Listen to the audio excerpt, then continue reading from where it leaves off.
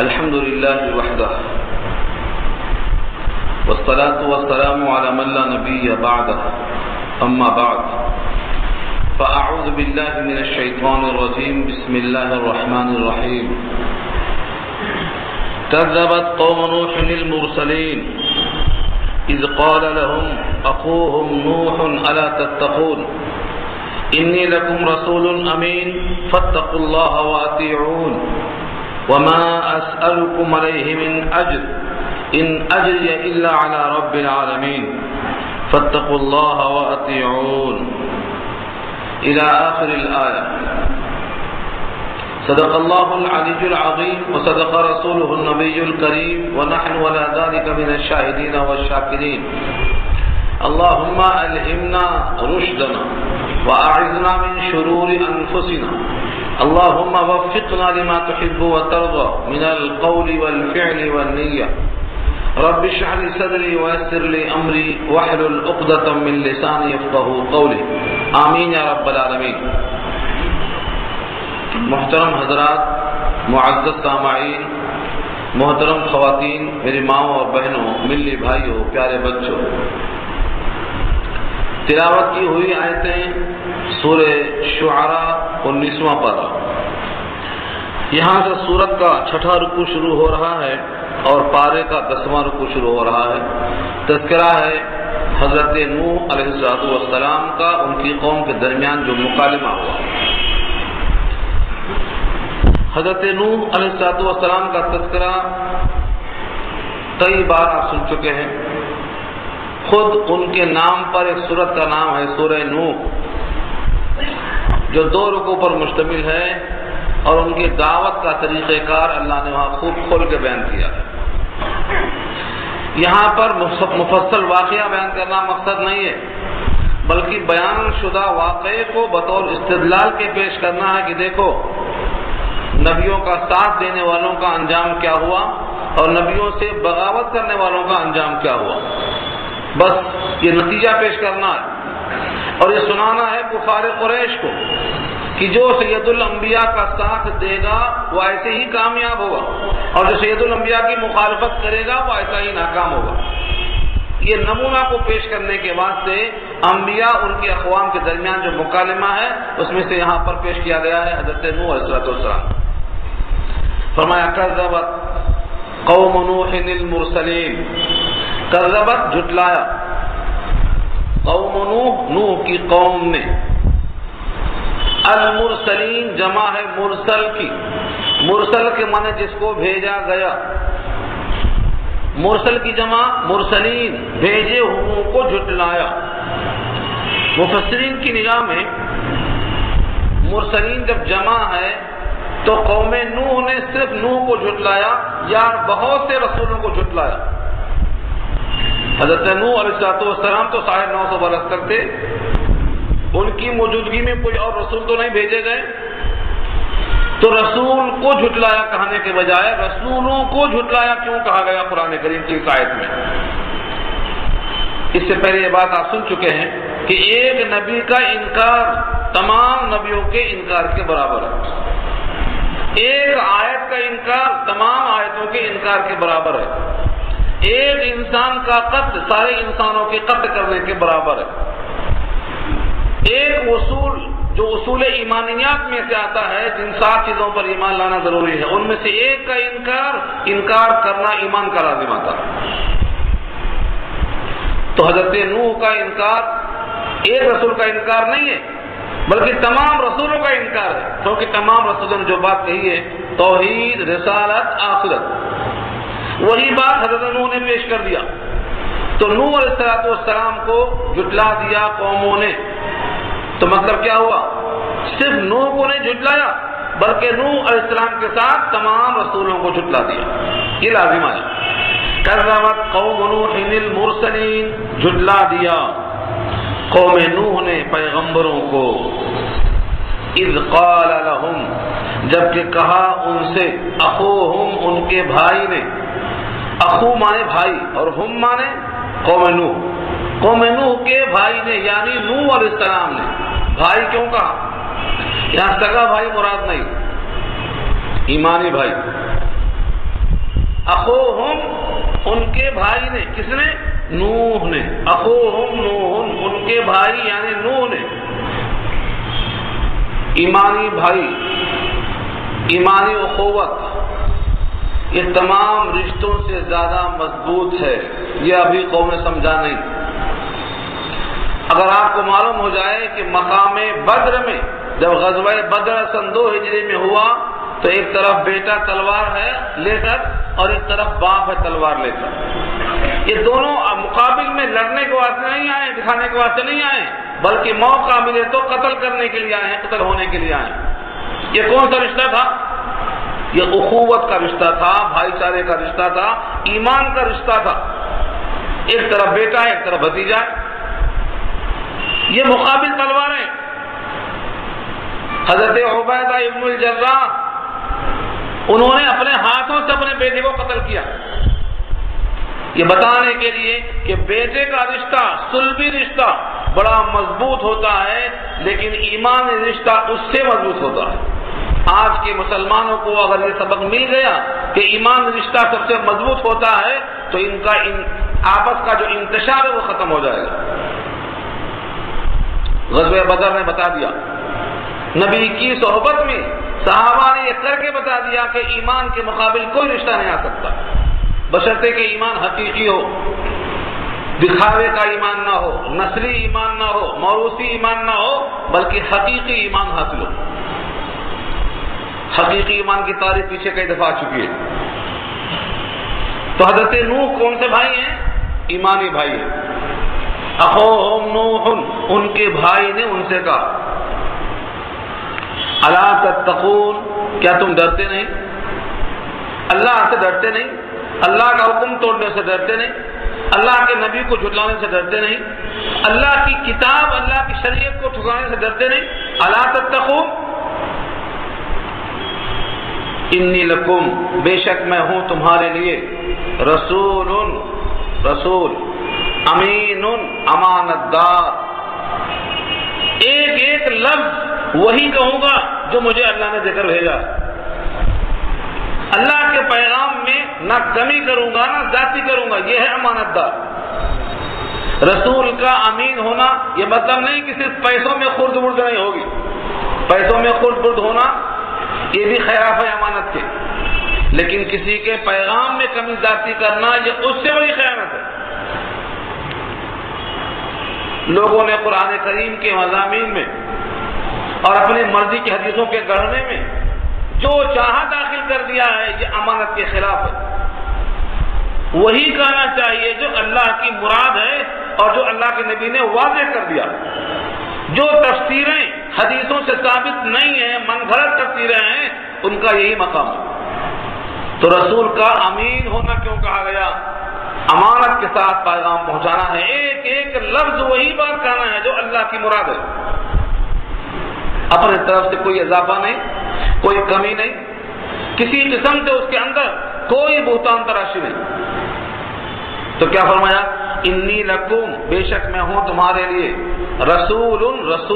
کیسا رسول؟ امین امانت دار رسول. کسی بھی پیغمبر کا، کسی بھی قاصد کا امانت دار ہونا یہ اتنا ضروری ہے کہ اللہ نے خود بیان کیا. جبریل کے سارے اوصاف بیان کرنے کے بعد کیا کہا رسول کو؟ جبریل کو کیا کہا؟ مطاعن ثم امین. یا جبریل امین کو جو ہم نے پیغام دے کے بھیجا ہے تو بہت طاقتور ہیں اور آسمانوں میں ان کا حکم چلتا ہے، دروازے کھلتے چلے جاتے ہیں، لیکن اتنا پاور ہونے کے باوجود ثم امین، وہاں پر وہ امانت دار ہیں. ایک لفظ کمی زیادتی کرنے پر قادر نہیں، اضافہ نہیں، کمی زیادتی نہیں. یہ تو جبریل کے واسطے ہے کہ طاقتور ہیں لیکن امانت دار. اور سید الانبیاء کے واسطے اللہ نے خود فرما دیا میرے کلام میں اور میرے پیغام میں اگر ذرہ برابر کمی زیادتی ہوئی تو ہم شہرت کاٹ دیں گے. وَلَوْ تَقَوَّلَ عَلَيْنَا بَعْضَ الْأَقَاوِيلِ لَأَخَذْنَا مِنْهُ بِالْيَمِينِ ثُمَّ لَقَطَعْنَا مِنْهُ الْوَتِينَ. یہ کس کے الفاظ ہیں؟ قرآن کریم کے الفاظ ہیں. تقول کے معنی باتوں کو گڑھ کر پیش کرنا. ولو تقول علینا، اگر ہمارے اوپر کوئی بھی شخص ہوگا باتوں کو کر کر پیش کرے گا تو ہم داہنا ہاتھ پکڑیں گے، اس کی شہرت کاٹ دیں گے۔ اللہ تعالیٰ نے اپنی کتاب میں ملاوٹ کو پسند نہیں کیا، نہ جبریل کے ذریعے، نہ جہاں پہنچایا جبریل نے وہاں کے ذریعے، اور قیامت تک کے واسطے بھی وعدہ ہے ہم اس میں ہیرا پھیری کو برداشت نہیں کریں گے۔ اللہ تعالیٰ کے پاس وہ شخص مجرم ہے جو اللہ کی مراد میں ملاوٹ کرے گا، تو پیغام رسانے کے لیے امانت دار ہونا بڑی اہم شرط ہے۔ فاتقوا اللہ، بس اللہ سے ڈرو، واطیعون، اصل میں نون کے ساتھ یا بھی تھی، واطیعونی، یہ یا گر گئی ہے۔ فاتقوا اللہ واطیعون، بس ڈرو اللہ سے اور میری اطاعت کرو۔ ہر نبی کا یہ پیغام، ابھی تک آپ سن چکے ہیں 4 نبیوں کا تذکرہ اور آگے بھی آئے گا۔ ہر نبی نے یہی کہا فاتقوا اللہ، اللہ سے ڈرو، واطیعون، اور میری اطاعت کرو، کیونکہ نبی بھی اپنی اطاعت نہیں کرواتے، نبی بھی اللہ کی اطاعت کرتے۔ اللہ نے خود کہا ہے یہ وما کان لرسول، کسی رسول کے واسطے یہ مناسب نہیں ہے، کسی بھی رسول کے واسطے یہ مناسب نہیں ہے ان یطاع الا باذن اللہ، کہ اس کی اطاعت کی جائے مگر اللہ کے حکم سے۔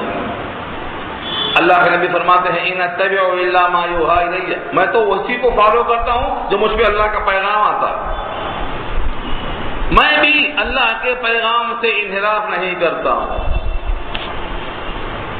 تو ہر نبی نے اللہ کی بات مانا ہے، اللہ کی اطاعت کی ہے۔ تو میری اطاعت کرنے کا مطلب یہ نہیں کہ میری اطاعت کچھ الگ ہے، جو اللہ کی اطاعت ہے وہی میری اطاعت ہے، میں جیسا کرتا ہوں تم ویسا کرو، یہ مطلب ہے۔ فاتقوا اللہ، بس اللہ سے ڈرو، واطیعون، اور میرا کہا مانو۔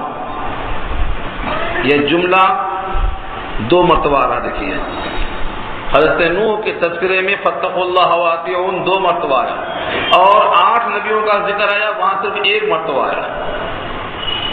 حضرت نوح علیہ السلام کے زمانے میں طویل زمانہ اور لوگوں نے جو بات کہی ہے حضرت نوح کے سامنے کہ ہم آپ کی بات کیسے مانیں، آپ کے تو فالوورز ایسے اور ویسے ہیں، آگے لفظ آ رہا ہے۔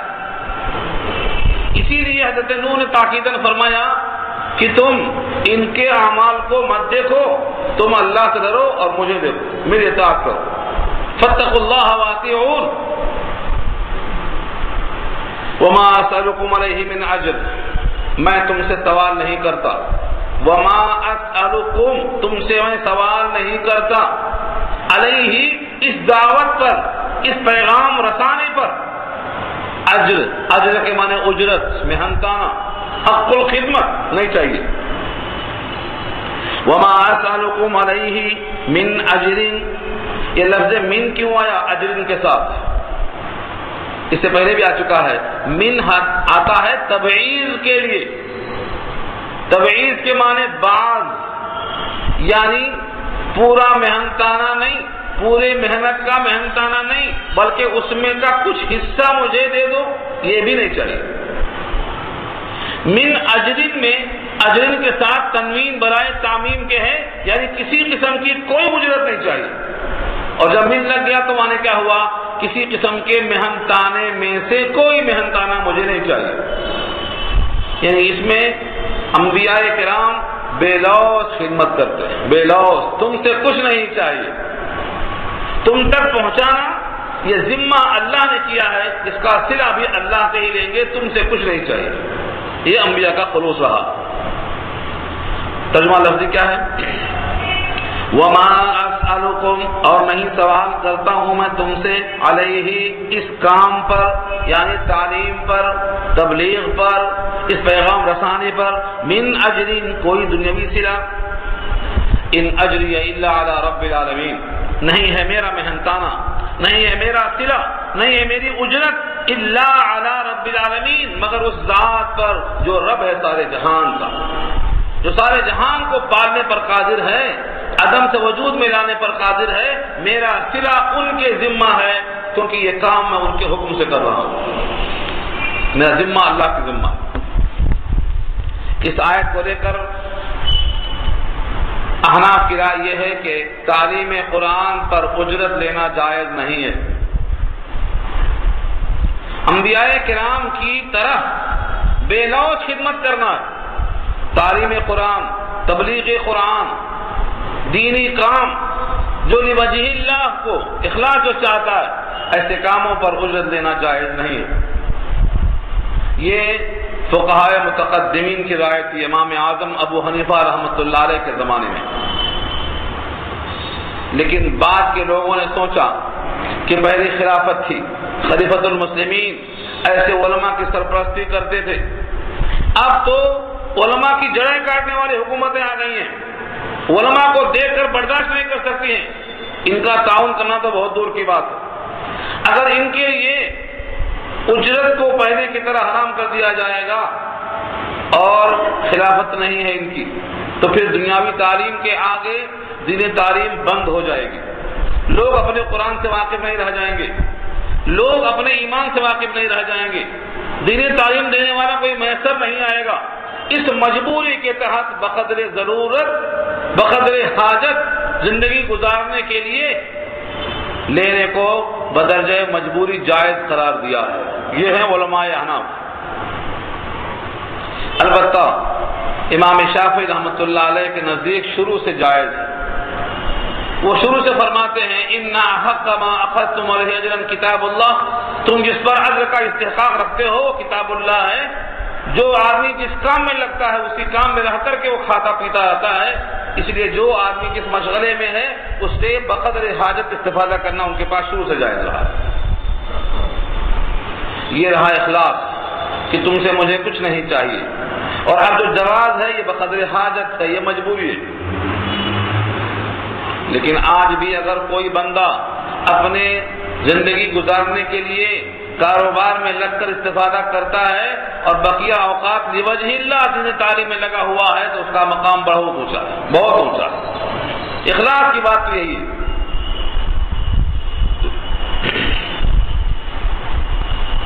یہ جملہ پھر آیا، فاتقوا اللہ واطیعون، 2 مرتبہ دوہرایا، اللہ سے ڈرو اور میرا کہا مانو، میری اطاعت کر لو۔ حضرت نوح علیہ السلام پر قوم نے حملہ کیا، لفظی حملہ بھی اور پتھروں سے بھی حملہ کیا، پتھروں سے مار مار کے پتھروں میں چھپا دیا۔ کیوں؟ کیونکہ یہ کہتے تھے اللہ سے ڈرو اور میرا کہا مانو، اور قوم اللہ سے ڈرتی نہیں تھی۔ کیا کرتی تھی قوم؟ قوم کا خیال کیا تھا، قوم کا انداز کیا تھا سوچنے کا؟ ایک ہی آیت میں آپ کو سمجھ میں آ جائے گا۔ قوم جواب کہتی ہے، جواب میں کیا کہتی ہے؟ کیا ہم تمہاری بات مان لیں، تمہارے اتباع کر لیں؟ حالانکہ تمہارے فالوورز، تمہارے پیچھے چلنے والے، تمہارے ساتھ رہنے والے بڑے رذیل اور کمتر لوگ ہیں، جن کے ساتھ بیٹھنے میں شرفا کو آر آتی ہے، جن کے ساتھ اٹھنے بیٹھنے میں ہم کو بڑی شرم آتی ہے۔ ہلکے لوگ ہیں، کمینے لوگ ہیں، بڑے ہی پست لوگ ہیں، ہم ان کے ساتھ رہ کر کے اپنے آپ میں ایک خفت، ایک شرم محسوس کرتے ہیں۔ جب تک یہ تمہارے ساتھ رہیں گے ہم تمہارے ساتھ کیسے ہو سکتے ہیں؟ یہ ان کا خیال قرآن نقل کرتا ہے۔ لفظوں کو دیکھو، قالوا، کہنے لگے، انؤمن لک، آ کے معنی کیا؟ کوشچن ہے، یہ حرف استفہام ہے۔ آ کے معنی کیا؟ نؤمن لک، یقین کر لیں ہم آپ کے لیے۔ نؤمنوں کے ساتھ اگر لام آئے تو یقین کرنا۔ قالوا انؤمن لک، کیا ہم آپ کے اوپر یقین کر لیں اور آپ کی بات کو ہم تسلیم کر لیں؟ واتبعک الارذلون، واتبع میں جو واو ہے یہ واو حالیہ ہے، اس حالت میں کہ آپ کی اتباع کرنے والے کون ہیں؟ اتباع کیا آپ کی کون؟ الارذلون۔ ارذلون جمع ہے ارذل کی، اور ارذل کا مادہ ہے رذیل، اور رذیل کے معنی کمینے لوگ، معاشرے میں گرے پڑے لوگ، معاشرے میں جو لوگ کمزور ہیں ان کو رذیل کہا، اس سے بنا ارذل، سب سے کم تر، اس کی جمع ارذلون۔ واتبعک الارذلون، آپ کی اتباع کرنے والے پیشہ ور لوگ انتہائی رذیل قسم کے ہیں، ان کے ہوتے ہوئے ہم آپ کو فالو نہیں کر سکتے۔ اس جملے میں در حقیقت ان کا اشارہ اس طرف ہے کہ ان کو ہٹاؤ تو ہم آپ کے ساتھ آئیں گے، ان کو اپنے پاس سے ہٹاؤ، جن کے ساتھ بیٹھنے میں ہم کو خفت اور شرم آتی ہے ان کو ہٹاؤ تو ہم آپ کے ساتھ آئیں گے، یہ مراد ہے۔ بعین ہی یہی سوال کیا تھا سید الانبیاء محمد مصطفیٰ صلی اللہ علیہ وسلم سے کفار قریش نے کہ مکے کے کمزور لوگ آپ کے قریب میں بلال ہیں، صہیب ہیں، ابو ذر غفاری ہیں، یہ کمزور لوگ ہیں، ان کو ہٹاؤ تو ہم آپ کے پاس بیٹھیں گے۔ کفار قریش نے یہی کہا تھا اور قوم نوح نے یہی کہا ہے، اور اگر آپ غور سے دیکھیں گے تو آج کے بہت سے بڑے لوگوں کی یہی خواہش دل میں نکلے گی کہ اس مولوی کے پاس نہیں جائیں گے جس کے قریب میں غریب لوگ بیٹھے ہوئے ہیں، وہ چاہیں گے کہ ہمارے لیے ایسے مولوی فراہم ہوں جو ہماری ہاں میں جانے والے ہوں، ان کے ساتھ کوئی کمتر آدمی نہ ہو۔ بقول شخص تقویٰ آج کل کاروں میں آتا ہے، تقویٰ پیدل نہیں آتا، سائیکل سے آیا تو کوئی بیان سننے والا ہے نہیں سنے گا، کیوں؟ تقویٰ بھی کاروں سے آتا، ہوائی جہازوں سے آتا، اگر متقی آدمی سائیکل سے آیا تو اس کا بیان نہیں سنے گا۔ تو یہ لوگوں کا مزاج بن چکا ہے۔ تقویٰ کیا چیز ہے وہ تو نظر نہیں آتا، مگر یہاں دکھائی دے گا آپ کو۔ حضرت نوح نے کھول کے رکھ دیا، اور سید الانبیاء نے جو پیغام دیا کفار قریش کو وہ بھی کھول دیا، اور اللہ نے نازل فرما دیا آیتوں کو تو دو چار کی طرح صاف ہے، یعنی تم ایمان لاؤ یا مت آؤ، تمہارے لیے کوئی محتاج نہیں ہے، نہ اللہ محتاج ہے، نہ اللہ کی کتاب محتاج ہے، نہ اللہ کے نبی محتاج ہیں۔ تم ایمان لائیں گے تمہارا بھلا ہوگا، تم نہیں لاتے ایمان تو مت لاؤ، لیکن ہم ان کو اپنے پاس سے دور نہیں کریں گے جن کے دل میں اللہ کی محبت ہے، جن کے دل میں اللہ کی عظمت ہے، جن کے دل میں نبی کی محبت ہے، جو صبح شام اللہ کی یاد میں لگے ہوئے ہیں، ہم ان کو دور نہیں کرنے والے ہیں۔ تفسیر میں جاؤں گا تو وقت نکل جائے گا، کئی مثالیں کلام پاک میں موجود ہیں۔ خود سید الانبیاء کفار قریش سے بات کر رہے تھے، ایک نابینا صحابی آئے حضرت عبداللہ ابن ام مکتوم، جن کا ذکر سورہ عبس میں آ چکا، تفصیل سے آ چکا سورہ عبس میں۔ نبی صلی اللہ علیہ وسلم کو بات ناگوار گزری کہ میرے اور کفار قریش کے درمیان گفتگو ہو رہی ہے، نابینا صحابی آ گئے۔ اللہ نے کہا نابینا صحابی دل میں طلب لے کر آیا ہے، یہ آپ کو کیسے معلوم؟ جس کے دل میں ایمان ہے، عظمت رسول ہے اور اللہ کی محبت لے کر آیا ہے، اصلاح کا حقدار ہے، اس سے آپ انحراف نہیں کر سکتے۔ یہ کفار قریش کے دل میں تو محبت نہیں، ایمان نہیں، یہ مانیں گے تو ان کا بھلا ہوگا ورنہ آپ کا نقصان نہیں ہوگا۔ توجہ اس پر دیجیے، یہ سورہ عبس کا پیغام ہے،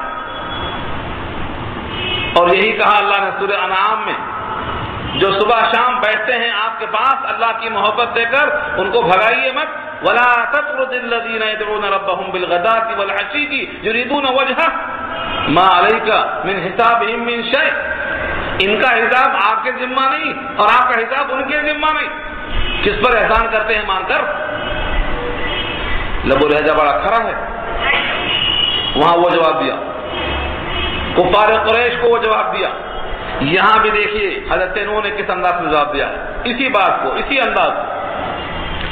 قال وما علمی بما كانوا يعملون، قال وما علمی بما كانوا يعملون، فرمایا اور میرا کیا علم ہے، مجھے کیا جاننا ہے، ما كانوا يعملون، کہ وہ لوگ کیا کر رہے ہیں۔ کوئی لکڑی کا کام کرتا ہے، کرتا ہوگا، کوئی بڑھائی ہے تو ہوتا ہوگا، کوئی لوہار ہے تو ہوتا ہوگا، کسی کے دنیاوی مشاغل کا میرے کو علم ہونا کیا ضروری ہے؟ میرا یہ کام نہیں ہے کہ کون آدمی دھوبی ہے، کون آدمی حجام ہے، کون آدمی کام کون سا کرتا ہے، ان کے مشاغل سے مجھے لینا دینا نہیں ہے۔ پیشہ برا نہیں ہوتا، پیشہ برا نہیں ہوتا، پیشوں سے آدمی رذیل اور عزیز نہیں ہوتا، تقوی سے ہوتا ہے عزیز اور فسق و فجور سے ہوتا ہے ذلیل۔ یہ اصول یاد رکھ لو۔ ہمارے پاس بہت سے لوگوں نے حجام والا کام چھوڑ دیا غیروں کے لیے، حجام والا کام کرنا کوئی برا کام ہے؟ ہم نے مکے میں دیکھا اتفاق سے حرم کے بالکل قریب میں ایک ایسا شخص ہے جس کی عمر اس کے شکل سے لگتی تھی کم سے کم 70 سال کا تو ہوگا، سفید داڑھی، سفید ٹوپی، سفید کرتا، اتنا بھولا بھالا لگتا ہے کہ کوئی فرشتہ بیٹھا ہوا ہے، استرا لیے ہوئے، قینچی لیے ہوئے، مکے کے دروازے کے قریب دیکھا میں نے اس کو، اتنا خوشی ہوئی کہ دیکھو یہ ہیں اہل اللہ میں سے، پیشہ رذیل نہیں کرتا کسی کو، حلال کمائی بہرحال مفید ہے، ہر پیشہ نبیوں سے سیکھا گیا ہے، نبیوں نے سکھایا ہے، کشتی بنانا حضرت نوح کی سنت، پہلے کشتی نہیں تھی، زرہیں بنانا حضرت داؤد کی سنت ہے، پہلے نہیں تھی، سب قرآن پاک میں موجود ہے۔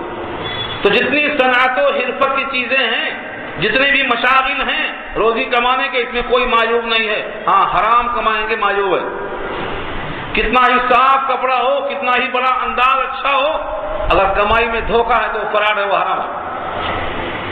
یہ حضرتوں نے کہا مجھے کیا معلوم، مجھے کیا جاننا ضروری ہے کہ وہ کیا کرتے ہیں، ان کے کیا کیا مشاغل ہیں، کیا کیا مصروفیات ہیں، مجھے اس سے کوئی سروکار نہیں ہے۔ کیوں؟ اس لیے کہ ان کا حساب لینا میرے ذمہ ہے ہی نہیں، ان حسابہم الا علی ربی، ان کا حساب نہیں ہے مگر میرے رب کے ذمہ، اگر ان کے معاملات میں کوتاہی ہے، کچھ کمی ہے، حساب اللہ لیں گے، میرے ذمہ حساب نہیں ہے۔ اور یہی بات کہا نبی صلی اللہ علیہ وسلم نے کفار قریش سے کہ میرے ذمہ صرف پہنچانا ہے، حساب تو اللہ کے ذمہ ہے، فَإِنَّمَا عَلَيْكَ الْبَلَاغُ وَعَلَيْنَا الْحِسَابُ، ہمارے ذمہ حساب ہے، آپ کے ذمہ پہنچانا ہے۔ تو نبیوں کا پیغام یہ ہے پہنچا دینا، اور حساب اللہ کے ذمہ ہے، آپ محاسبہ نہیں کر سکتے۔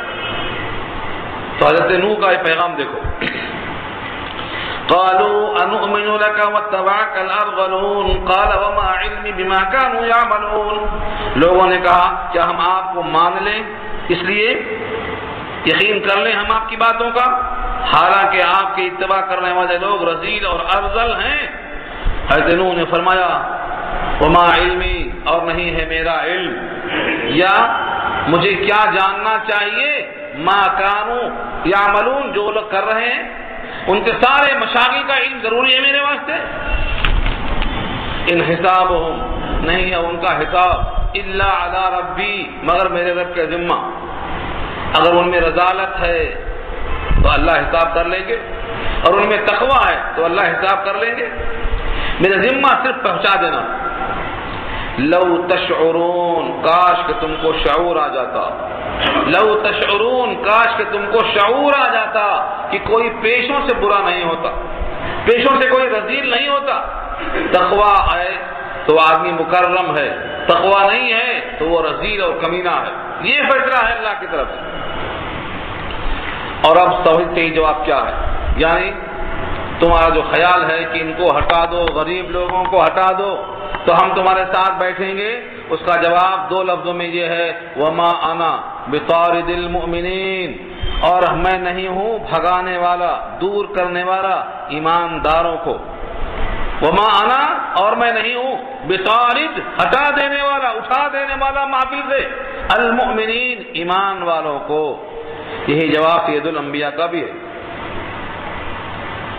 فرمایا نبی صلی اللہ علیہ وسلم کو اللہ تعالیٰ نے کہ جتنے بھی آپ کے پاس صبح شام بیٹھتے ہیں، جن کے دل میں اللہ کی عظمت ہے، آپ انہی کے ساتھ رہیے، جو بڑے گھمنڈی لوگ آتے ہیں ان کے لیے بیٹھنا ضروری نہیں ہے آپ کا ان کے ساتھ، آپ ان کے ساتھ رہیے۔ وَاذْكُرْ رَبَّكَ فِي نَفْسِكَ تَضَرُّعًا وَخِيفَةً، جو اللہ کی یاد صبح شام کرتے ہیں، محبت کرتے ہیں، ان کے ساتھ ہی آپ کو رہنے کا حکم دیا اللہ نے۔ اللہ تعالیٰ نے قرآن کریم میں یہ پیغام صاف صاف دے دیا ہے، یہاں بھی وہی مضمون ہے۔ آگے فرمایا ان انا الا نذیر، نہیں ہوں میں مگر ڈر سنانے والا، اور مبین صفت ہے، نذیر کی صفت، مبین کھول کھول کر صاف صاف ڈرا دینے والا، کوئی اس کے اندر دو رخی بات نہیں کرنا ہے، منہ دیکھی بات نہیں کرنا ہے۔ بہت سے لوگ لوگوں کو دیکھ کر اپنا فیصلہ نرم کر دیتے، جس کو بولتے ہیں چکنی چپڑی باتیں کرنا، کہیں حضرت خفا نہ ہو جائیں۔ جو انسان کسی کے خفا ہونے کی فکر کرے گا وہ حق بات نہیں کہہ سکے گا۔ سب سے بڑا مجاہدہ یہ ہے سچی بات اس ظالم کے سامنے کہہ دینا جہاں ظلم کا اندیشہ ہوتا ہے۔ ان دا سلطان ان جائر، جو ظالم اور جابر بادشاہ ہو اس کے سامنے حق پیش کر دینا، یہ سب سے بڑا مجاہدہ ہے۔ ان انا الا نذیر مبین، بات پوری ہو گئی۔ قوم نے کیا کہا؟ قوم سردار تھے، رذیل کے مقابل کون لوگ تھے؟ پیسے والے تھے۔ کیا جواب میں کہا؟ قالو، کہنے لگے لئن لم تنتہی یا نوح، اے نوح اگر تم اپنے اس تقریر سے باز نہ آئے، اپنے اس عمل سے باز نہ آئے اور ان کو اور ہم کو ایک ساتھ ہانکنے کی کوشش کیا، لتکونن من المرجومین، تو البتہ ضرور آپ ہو جائیں گے ان لوگوں میں سے جن کو سنگسار کر دیا جائے گا۔ مرجومین جمع ہے، اس کا واحد مرجوم ہے۔ مرجوم کا مادہ رجم ہے، رجم کہتے ہیں پتھروں سے مار مار کے ہلاک کر دینا۔ تو مرجومین میں سے ہو جائیں گے آپ، یعنی جن جن لوگوں کو پتھروں سے مار کے ہلاک کر دیا گیا ہے ان میں سے ایک آپ بھی ہو جائیں گے۔ یہ دھمکی ہے۔ قوم جب دھمکی دیتی ہے تو انسان سوچتا ہے کہ چلو بھائی یہ بلا ٹالنا ہے۔ حضرت نوح نے ایسا نہیں کیا، کیونکہ وہ اللہ کے نبی تھے، عزم کا پہاڑ تھے۔ لوگ ان کو پتھروں سے اتنا مارتے کہ پتھروں میں چھپ جاتے۔ جبریل امین آ کر اٹھاتے۔ جب یہ نوبت آئی بہت زمانے تک، ایک دن میں غصہ نہیں آ گیا، 2 دن نہیں، 3 دن نہیں، 950 برس، 3 نسلیں پیدا ہوئی، جوان ہوئی، بوڑھی ہوئی، مر گئی۔ 3 نسلیں پیدا ہوئی، جوان ہوئی، بوڑھی ہوئی، مر گئی۔ اتنا لمبا پیغام پہنچاتے جب دیکھ لیا کہ قوم ایمان نہیں لا رہی ہے، اور اوپر سے اللہ نے خبر دے دیا یا نوح انہو لن یؤمن من قومک الا من قد آمن۔ سورہ ہود میں بحث آ چکی ہے، اب تک جو لانا تھا ایمان لا چکے، اب کوئی ایمان نہیں لائے گا۔ اور کتنے لوگ تھے؟ وما آمن معہ الا قلیل، خود اللہ نے کہا قلیل، 950 برس میں قلیل لوگ ایمان لائے، تھوڑے سے ایمان لائے، جتنا کشتی میں آ سکتے تھے بس۔ سارے عالم میں سے چن کر کے کشتی میں جتنا لوگ آ سکتے ہیں یہی ان کا کل سرمایہ تھا 950 برس کی محنت میں۔ تو ایک تو قلیل لوگ تھے، دوسرے اللہ کی خبر آ گئی، تیسرے انہوں نے پتھروں سے سنگسار کر دیا۔ ان تمام کے بعد حضرت نوح کی بد دعا آ گئی، جس کا ذکر سورہ نوح میں آ چکا ہے۔ رب لا تذر علی الارض، اے پروردگار زمین پر مت چھوڑ، من الکافرین، کافروں میں سے، دیارن، ایک بھی گھر، سب کو ختم کر دو۔ وہ دعا یہاں منقول نہیں ہے، اشارہ اسی کی طرف ہے۔ قال ربی، کہا اے میرے پروردگار، ان قومی کذبون، بے شک میری قوم نے مجھ کو جھٹلا دیا۔ ان قومی، میری قوم نے، کذبون، نون پر جو زیر ہے یہ یا کے گرنے کی علامت ہے، کذبونی تھا، میری قوم نے مجھ کو جھٹلا دیا۔ ففتح، آپ فتح کر دیجئے، یعنی فیصلہ کر دیجئے، ففتح بینی و بینہم فتحا، کھلی ہوئی فتح دے دیجئے، ایسا فیصلہ کر دیجئے کہ فیصلہ کلم کلا سمجھ میں آ جائے۔ پوری قوم غرق ہے اور آپ کشتی میں سیر کر رہے ہیں، یہ ہے کھلا فیصلہ۔ ساری قوم جو مجرم تھی پانی میں غرق ہو گئی، اور جودھی کے پہاڑ کے اوپر جا کر کشتی لگتی ہے، اور کشتی میں جو لوگ بیٹھے ہوئے ہیں یہ سب کے سب نجات یافتہ ہیں۔ یہ کھلی ہوئی فتح اللہ سے مانگا انہوں نے۔ ففتح بینی و بینہم فتحا، تو آپ میرے اور ان کے درمیان میں ایک عملی فیصلہ کر دیجئے، ونجنی، اور مجھ کو نجات دے دیجئے، ومن معی، اور جو میرے ساتھ ہیں، من المؤمنین، ایمان والوں میں سے، ان کو بھی نجات دے دیجئے۔ اللہ کا فیصلہ آ گیا، سب کو نجات دے دی جو آپ کے ساتھ تھے، اور جتنے لوگ آپ کے ساتھ نہیں تھے بلکہ نیچے تھے ان تمام کو کیا کیا؟ غرق کر دیا۔ ففتح بینی و بینہم فتحا، تو آپ میرے اور ان کے درمیان عملی فیصلہ کر دیجئے، وَنَجِّنِي مجھ کو بچا دیجئے وَمَن مَعِيَ اور جو میرے ساتھ ہیں مِنَ الْمُؤْمِنِينَ ایمان والوں میں سے فَأَنْجَيْنَاهُ اللہ فرماتے ہیں فَأَنْجَيْنَاهُ ہم نے ان کو نجات دے دیا. فَأَنْجَيْنَاهُ ہو کی ضمیر نوح کی طرف لوٹتی ہے. ہم نے نوح علیہ السلام کو نجات دے دیا. وَمَن مَعَهُ اور جتنے ان کے ساتھ تھے کہاں تھے؟ فِي الْفُلْكِ الْمَشْحُونِ بھری ہوئی کشتی میں. فلک کے معنی کشتی اور مشحون کے معنی مملو بھری ہوئی.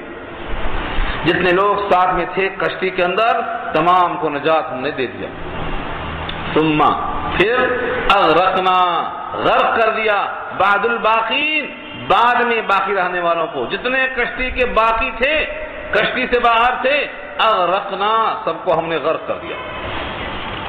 یہ پورا واقعہ سنا کر رب کریم پوچھتے ہیں ان فی ذلک لآیہ اس پورے واقعے میں نشانی ہے کہ نہیں ہے؟ ان فی ذالک لآیہ بے شک ان تمام واقعات میں بڑی عبرت ہے بڑی نشانی ہے.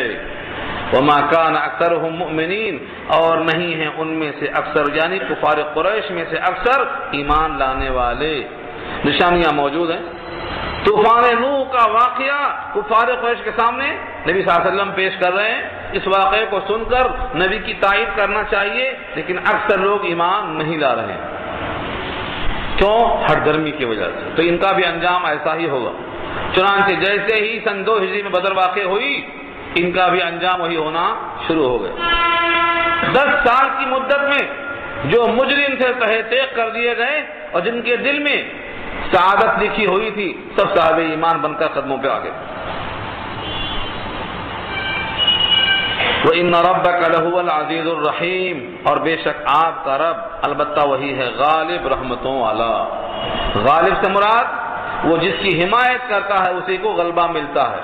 اور رحیم جو اپنے غلطیوں کا اعتراف کر کے نبی کے ساتھ لگ جاتا ہے اس پر اللہ کی رحمت آ جاتی ہے. بے شک آپ کا رب البتہ زبردست ہے اور مہربان ہے. یہ ایک مثال پیش کیا اللہ نے. اس کے بعد ایک مثال اور پیش کیا. یہ مثال ہے قوم عاد کی.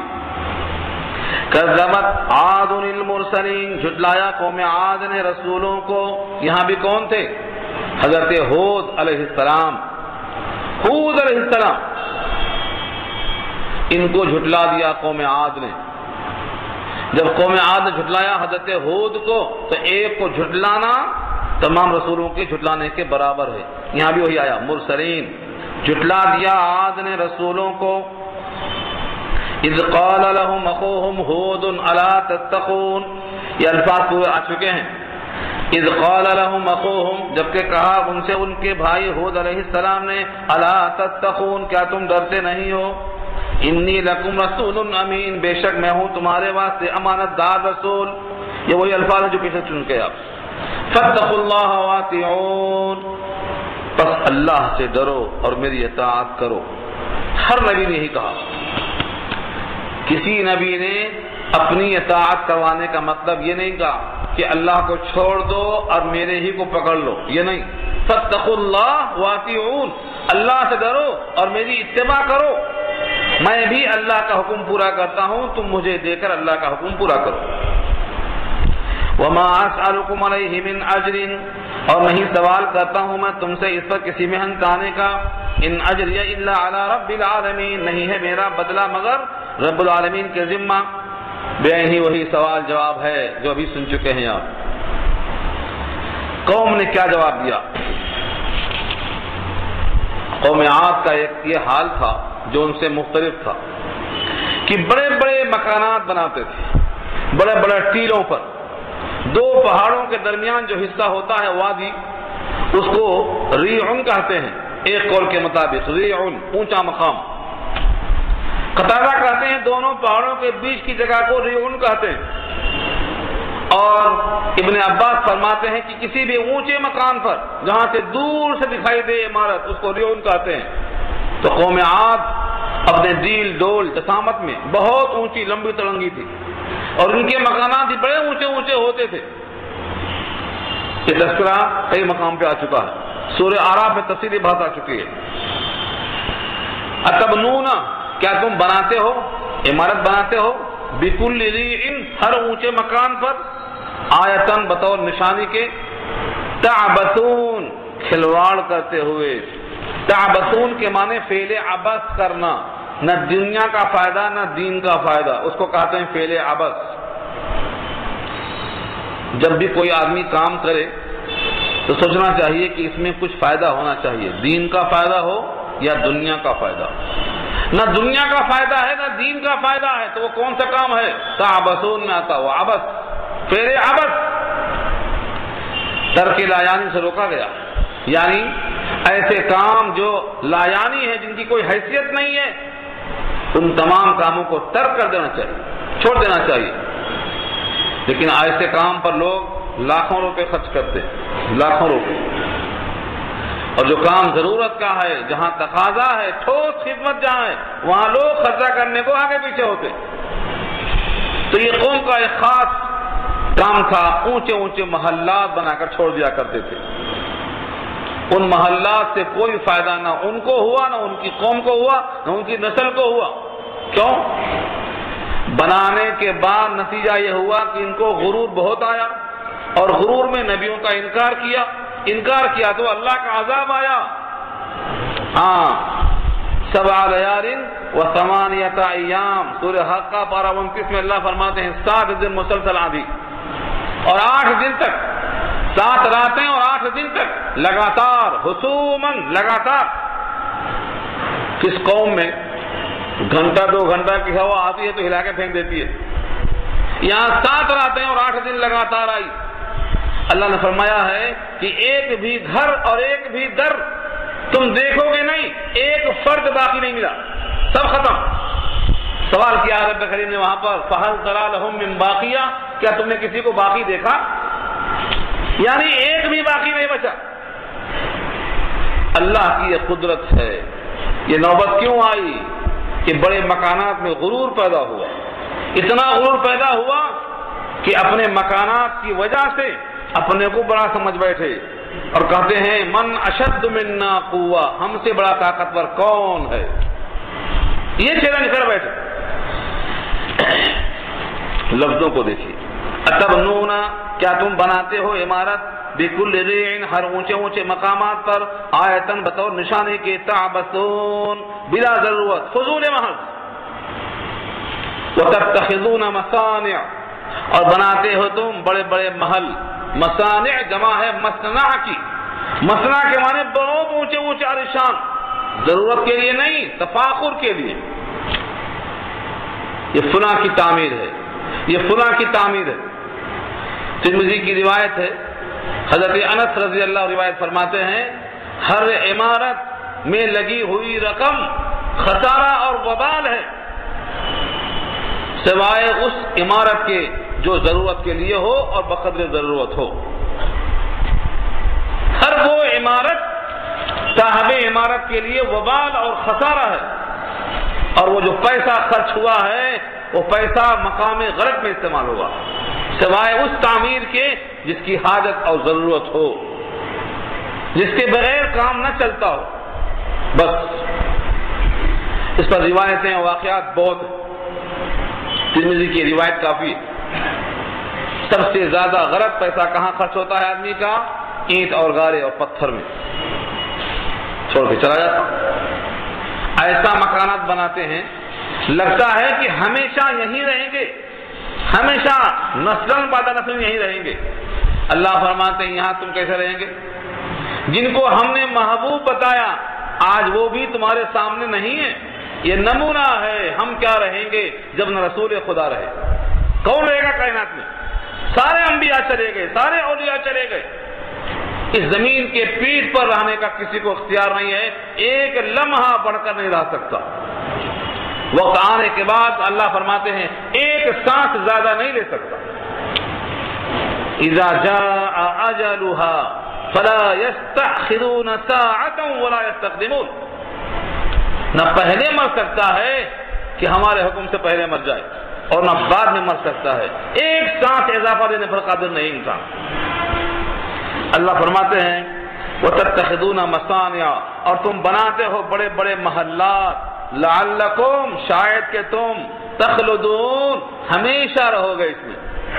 تخلدون خلود سے بنا ہے، یہ طنز ہے، ایسی محنت سے، ایسی جاں فشانی سے، ایسے سرمایے سے، ایسے لوگوں کے ہیرا پھیری کر کے ایسا بناتے ہو، لگتا ہے کہ تم ہمیشہ ہمیشہ اس کے اندر رہو گے۔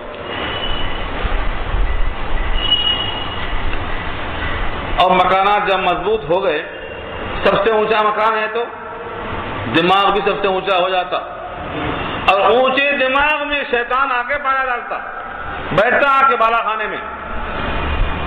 اسی لیے جب کسی پر ہاتھ ڈالتے ہیں تو جباروں کی طرح پکڑ لیتے ہیں۔ وَإِذَا بَطَشْتُمْ بَطَشْتُمْ جَبَّارِينَ، اور جب تم پکڑتے ہو کسی کو، دارو گیر کرتے ہو کسی کی، بطشتم تو پکڑتے ہو جبارین، جبر کرنے والوں کی طرح، جبار اور سرکش بنتے ہو۔ جب کوئی آدمی سب پر ظلم کرنا چاہتا ہے تو اس کو جبار کہتے ہیں، جبار۔ حالانکہ بندہ جبار نہیں بن سکتا، بندہ تو عبد الجبار ہے، جبار تو اللہ کی شان ہے، کوئی بندہ جبار نہیں بن سکتا، عبد الجبار بن سکتا ہے۔ حضرت موسیٰ نے جب تھپڑ مارا قبطی کو، جس کا ذکر پیچھے آ چکا سورہ قصص میں، کیا کہا؟ کیا تم چاہتے ہو کہ زمین میں جبار بن جاؤ، جس کو چاہو ہاتھ چلاؤ؟ یعنی کسی بھی انسان پر ہاتھ چلانے کا موقع حاصل ہو جائے، ایسی فکر لے کر جینا، یہ جبار ہے۔ جہنم میں کون رہے گا معلوم ہے؟ جہنم کا جنت کا مقابلہ ہوا۔ جنت کہتی ہے کہ میں متقیوں کا مکان ہوں، جہنم کہتی ہے تمہارے پاس سب کمزور لوگ آئیں گے، ضعیف لوگ آئیں گے، محتاج لوگ آئیں گے، میرے پاس بڑے بڑے سرما آئیں گے، ہاں میرے پاس تو بڑے بڑے سرما آئیں گے، تمہارے پاس تو مسکین لوگ، کمزور لوگ۔ اللہ نے خود کہا ہے سورہ قصص میں، تِلْكَ الدَّارُ الْآخِرَةُ نَجْعَلُهَا لِلَّذِينَ لَا يُرِيدُونَ عُلُوًّا فِي الْأَرْضِ وَلَا فَسَادًا، جو زمین میں علو اور بلندی نہیں چاہتے، فساد نہیں چاہتے، وہ دار آخرت ان کے لیے ہے۔ اور جو زمین کے اندر بلندی اور فساد چاہتے، جبار بننا چاہتے، ان کے واسطے کیا ہے؟ جہنم۔ وہ مقابلہ کہیں اور سن لینا، طویل بات ہے وہ۔ جنت اور جہنم کا مقابلہ بہت دلچسپ ہے۔ فرمایا وَإِذَا بَطَشْتُمْ بَطَشْتُمْ جَبَّارِينَ، جب تم پکڑتے ہو تو پکڑتے ہو ظالم اور جابر کی طرح۔ فَاتَّقُوا اللَّهَ، تو اللہ سے ڈرو، وَأَطِيعُونَ، اور میں اللہ کا رسول ہوں اس لیے میری اطاعت کرو۔ وَاتَّقُوا الَّذِي أَمَدَّكُم بِمَا تَعْلَمُونَ، اب یہاں سے اللہ سے ڈرنے کی ایک علت بیان ہو رہی ہے، اللہ سے کیوں ڈرو؟ فرمایا وَاتَّقُوا الَّذِي، اور ڈرو اللہ سے، ڈرو اس ذات سے، امدکم، جس نے تم کو خوب پہنچایا، بما تعلمون، جن کو تم خوب جانتے ہو۔ امدکم، پہنچانا، کیا کیا پہنچایا انسان کو؟ انسان کا وجود، انسان کی صحت، انسان کا علم، انسان کی قدرت، انسان کے چوپائے، انسان کے بیٹے، انسان کے مکانات، انسان کے باغات، یہ سب کیا ہیں؟ یہ کون دیا؟ کس نے دیا؟ کہاں سے آیا؟ جس ذات نے تم کو یہ سب پہنچایا ہے اس اللہ سے ڈرو، چھین بھی سکتا ہے۔ اس لیے فرمایا وَاتَّقُوا الَّذِي، ڈرو اس اللہ سے، امدکم، جس نے امداد کی تمہاری، بما تعلمون، ان چیزوں سے جو تم جانتے ہو، امدکم، تم کو مدد پہنچایا، بانعام، مویشیوں سے، وبنین، اور بیٹوں سے، وجنات، اور باغوں سے، وعیون، اور چشموں سے، ان سب سے تمہاری مدد کی اللہ نے۔ یہ سب دے کر کے تم کو نوازا تھا، لیکن تم بجائے شاکر کے ناشکر نظر آتے۔ انی اخاف علیکم، بے شک میں تم پر ڈرتا ہوں، مجھے تم پر اندیشہ ہے، عذاب یوم عظیم، بڑے دن کے عذاب کا۔ بڑا دن کیوں کہا؟ 50,000 سال کا ایک دن ہوگا، اس لیے بڑا دن ہے وہ۔ بڑے دن کے عذاب سے میں تم سے ڈراتا ہوں، سخت دن ہوگا وہ دن کسی کے کام میں کوئی نہیں آئے گا، سخت دن اسی واسطے ہوگا، وہ دن طویل ہوگا، سفارش نہیں کام میں آئے گی، در فدیہ قبول نہیں کیا جائے گا، توبہ کا دن ختم ہو جائے گا، واپسی کا راستہ بند ہو جائے گا، بڑا دن ہے وہ۔ جب اللہ بڑا دن کہتے ہیں تو چھوٹا دن نہیں ہو سکتا، وہ بہت بڑا دن ہے۔ تم پر مجھے اندیشہ ہے بڑے دن کے عذاب کا۔ یہ صاف تقریر سن کر قوم کیا کہتی ہے؟ قالو، کہنے لگے سواء، برابر ہے ہم پر، تقریر کرو یا مت کرو، سمجھاؤ یا مت سمجھاؤ، ہم پر تو سب برابر ہے، ان باتوں کا اثر ہم پر نہیں ہوتا۔ کفار قریش نے ایسا ہی تو کہا تھا نبی سے، ہمارے دل غلافوں میں ہے تمہاری بات سننے سے، ہاں قلوبنا غلف، ہمارے قلوب غلافوں میں ہیں۔ وہی انداز یہاں بھی ہے کہ تمہاری باتوں کا ہم پر کوئی اثر نہیں۔ سواء علینا، برابر ہے ہمارے اوپر، اواعظتا، وعظتا، اصل میں وعظا یعظ سے ہے یہ، آ کے معنی کیا؟ وعظتا، آپ وعظ کریں، ام لم تکم من الواعظین، یا نہ رہ جائیں وعظ کرنے والوں میں سے۔ واعظین جمع ہے واعظ کی، نصیحت کرنے والا۔ واعظ کسے کہتے ہیں؟ ایسی بات کہنا جو اس کے دل میں نیکی پیدا کرے، یہ وعظ ہے۔ لیکن وعظ کہنے سے اثر سب پہ نہیں ہوتا، مومن پہ ہوتا ہے، نفع ایمان والوں کو ہوتا ہے، مگر جن کو دل میں نفع نہیں ہوتا ان کو ایمان اگر نہیں ہے تو نفع نہیں ہوگا۔ اللہ خود فرماتے ہیں تمہاری نصیحت ان کو نفع دے گی جن میں ہمارا خوف ہے، ہمارا دل ہے۔ ان تسمعوا الا من یؤمن بآیاتنا، ہماری آیتوں کا اثر صرف ان پر ہوگا جن کے دل میں خشوع اور خضوع اور خوف ہے، ہر ایک پر اثر نہیں ہوگا۔ واعظ کی بات سن کر علامہ حالی نے ایک نظم لکھی تھی، اس کے چند اشعار ایسے ہیں: ہمیں اور بھی تجھ سے کرتے ہیں بدزن، یہ جبہ یہ ریش اور دستار واعظ، تو واعظ سے خطاب کیا ہوا، ہمیں اور بھی تجھ سے کرتے ہیں بدزن، یہ جبہ یہ ریش اور دستار واعظ، نکل آئے گی میں کشی کی بھی حلت، کوئی مل گیا اگر ہمیں یار واعظ، نہ چھوڑے گا زیور گھروں میں نہ زرتو، یہی ہے اگر حسن گفتار واعظ۔